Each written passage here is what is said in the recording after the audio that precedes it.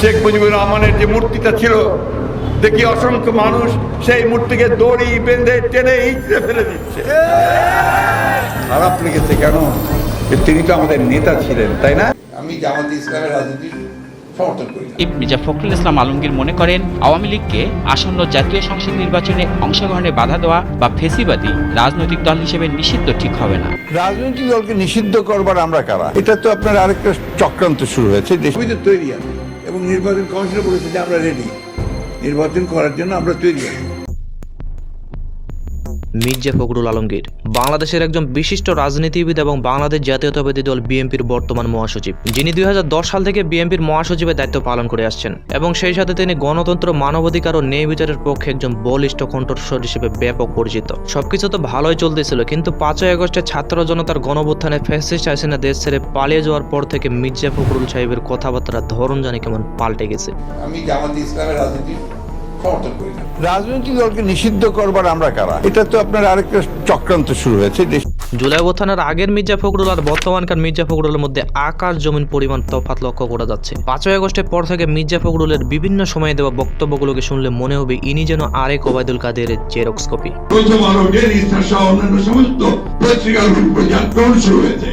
আমি তীব্রভাবে নিন্দা জানাচ্ছি।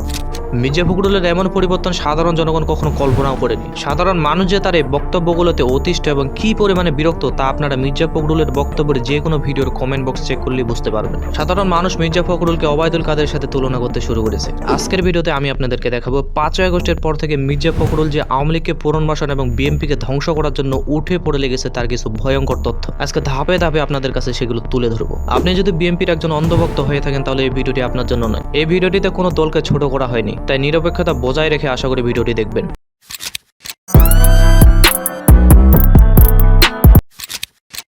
ঘটনা শুরু হয় ফ্যাসিস্ট হাসিনা দেশ ছেড়ে পালিয়ে যাওয়ার পর আওয়ামী লীগ ও তাদের ঘনিষ্ঠ সহযোগী 14 দল নিষিদ্ধের দাবি উঠে বিভিন্ন মহল থেকে। কিন্তু মির্জা ফখরুল হঠাৎ করে একটি সাক্ষাৎকারে বলে উঠলেন, আওয়ামী লীগকে আসন্ন জাতীয় সংসদ নির্বাচনে অংশগ্রহণে বাধা দেওয়া বা ফেসিবাদী রাজনৈতিক দল হিসেবে নিষিদ্ধ করা উচিত নয়। আবার এর পরের দিন অর্থাৎ 3 অক্টোবর আরেকটি সাক্ষাৎকারে মির্জা ফখরুল বলেন, আওয়ামী লীগ ভোটে এলে আপত্তি নেই, তবে গণহত্যার বিচার হতে হবে। অর্থাৎ মির্জা ফখরুল চান যে আওয়ামী লীগ আবারও রাজনীতিতে ফিরে আসুক। বিষয়টা কেমন হাস্যকর না? এদিকে মির্জা ফখরুল আওয়ামী লীগকে নির্বাচনে দেখতে চান এবং অপরদিকে বলতেছেন তাদের বিচারও হতে হবে। অথচ সবচেয়ে মজার বিষয় হলো গত 15 বছরে আওয়ামী লীগের কাছ থেকে সবচেয়ে জুলুম এবং অত্যাচারের শিকার হয়েছে বিএনপি নিজেই। দেশজুড়ে হরতালে সকালেই আটক হন বিএনপি মহাসচিব মির্জা ফখরুল ইসলাম আলমগীর। সাবেক স্বরাষ্ট্র প্রতিমন্ত্রী লুৎফুজ্জামান বাবর 21 আগস্ট গ্রেনেড হামলা মামলায় মৃত্যুদণ্ডপ্রাপ্ত আসামি তিনি।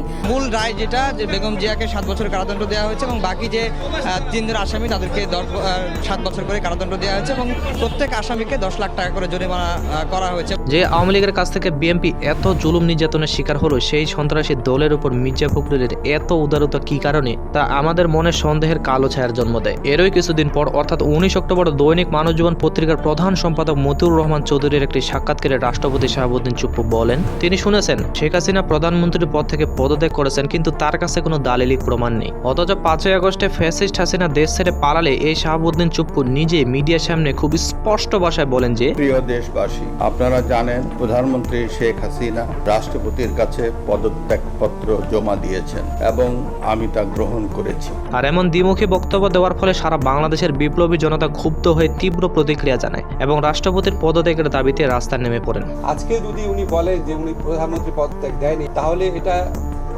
ওনার শপথ লঙ্ঘন হয় এবং উনি এই পদে আর থাকার যোগ্যতা ওনার আর আছে কিনা সেই সম্পর্কে প্রশ্ন আসে।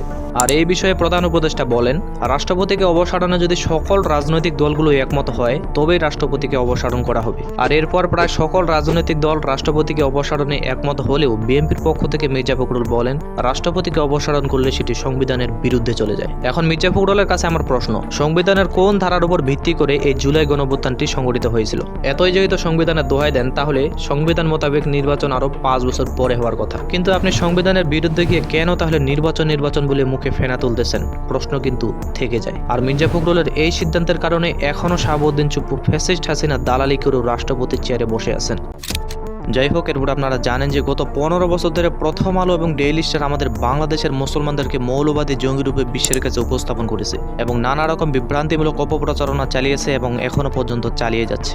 পত্রিকার মধ্যে সামনে লেখা এবং শিরোনামটা আমি দেখে ফেললাম, ওখানে লেখা আছে আমেরিকান এমবেসি ও ভারতীয় দূতাবাসে আক্রমণের পরিকল্পনায় চট্টগ্রাম থেকে জঙ্গিদেরকে গ্রেপ্তার।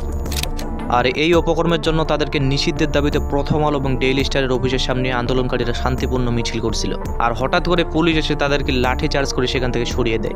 আমাদের শান্তিপূর্ণ অবস্থান ছিল, হঠাৎ করে দুপুরের দিকে পুলিশ চেয়েছিল প্রথমে উস্কানি দিয়ে আমাদের উপর একটা হামলা করার জন্য, তখন সেনাবাহিনী এসে ব্যাপারটা মিউচুয়াল করে।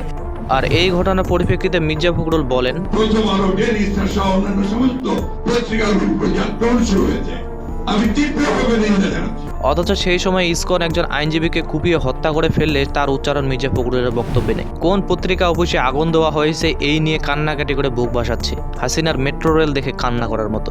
দিন রাত অক্লান্ত পরিশ্রম করেছি এবং সেইভাবেই এটা করা হয়েছে। শেখ হাসিনা তো ক্ষমতায় যাওয়ার পর নাটক করতো, কিন্তু মির্জা ফখরুল ক্ষমতায় যাওয়ার আগে নাটক করছে। মির্জা ফখরুলের কাছে খুব জানতে ইচ্ছে করে কোন পত্রিকা অফিসে আগুন দেওয়া হয়েছিল। যাই হোক, আপনারা জানেন মির্জা ফখরুল শেখ হাসিনা পালানোর পর থেকে নির্বাচন বলে মুখে ফেনা তুলতেছেন। আর এই নির্বাচন প্রসঙ্গে 31 ডিসেম্বর মির্জা ফখরুল আরেকটি চমৎকার মন্তব্য করেন। তিনি বলেন 2025 সালের মধ্যে ত্রিয়ত জাতীয় সংসদ নির্বাচন দেওয়া সম্ভব। দ্রুত নির্বাচন হলে যে সংকটগুলো তৈরি হচ্ছে তা অনেকাংশে কমে আসবে। মির্জা ফখরুলের কাছে মনে হয় আলাদিনের চেরাগ আছে, যে তারা ক্ষমতায় গেলেই একটা চুটকি বাজিয়ে দেশকে আমেরিকার মতো উন্নত করে দিবে। কি সুন্দর না এটা, ইডেটিং। এইসব বিষয় বাদেও মির্জা ফখরুল বিভিন্ন সময় জামাত ইসলামকে নিয়ে কটাক্ষমূলক বক্তব্য দিয়েছেন। আমি জামাত ইসলামের রাজনীতি সমর্থন করি না। অনেক সময় দেখা যায় যে অত্যন্ত দায়িত্বশীল রাজনৈতিক দলেরা তারা এমন এমন কথা বলছেন যেটা আপনার সামগ্রিক ঐক্যের জন্য উপযোগী নয়। একসময় তো বলেই ফেললেন কোরআনের সাথে রাজনীতির কোনো সম্পর্ক নাই। এটা কিন্তু আপনার কনসেপ্টের সঙ্গে সম্পর্ক। তারেক রহমানের উপর, বিএনপির উপর বাংলাদেশের মানুষের যেরকম আস্থা এবং ভরসা ছিল, এখন মির্জা ফখরুলের এই সমস্ত জনগণ বিরোধী বক্তব্যের কারণে বিএনপির উপর জনগণের এই আস্থা এবং ভরসার জায়গাটুকু ধ্বংসের পথে প্রায়। তারেক রহমান যদি এই মুহূর্তে কোনো কার্যকর পদক্ষেপ গ্রহণ না করে, যদি এইটা ক্লিয়ার করতে না পারে যে তারা ফ্যাসিস্টের বিরুদ্ধে এবং জনগণের পক্ষে, তাহলে আওয়ামী লীগের যে পরিণতি হয়েছিল তার চেয়েও হয়তো ভয়ঙ্কর পরিণতি হবে বিএনপির। আজকের মতো এখানে বিদায় নিচ্ছি। আমাদের পরবর্তী ডকুমেন্টারি ভিডিও পেতে অবশ্যই চ্যানেলটিকে সাবস্ক্রাইব করে রাখবেন। আর মির্জা ফখরুল সম্পর্কে আপনার কি মতামত তা অবশ্যই কমেন্ট বক্সে জানিয়ে দিবেন।